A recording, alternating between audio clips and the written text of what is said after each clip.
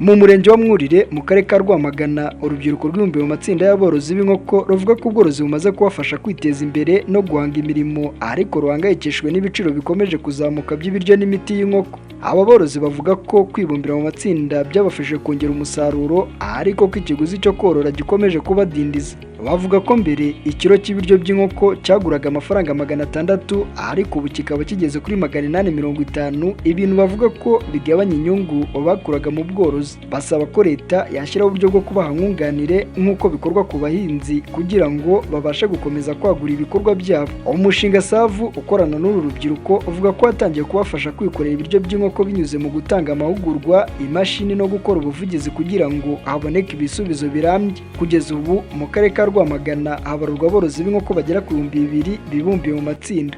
Bamaze guhakaza urubyiruko rugera ku 1,200. Bemeza ko nibabonera umuti ikibazo cy'ibiciro by'ibiryo n'imiti y'inkoko bazarushaho kongera umusaruro no guhanga indi mirimo mishya.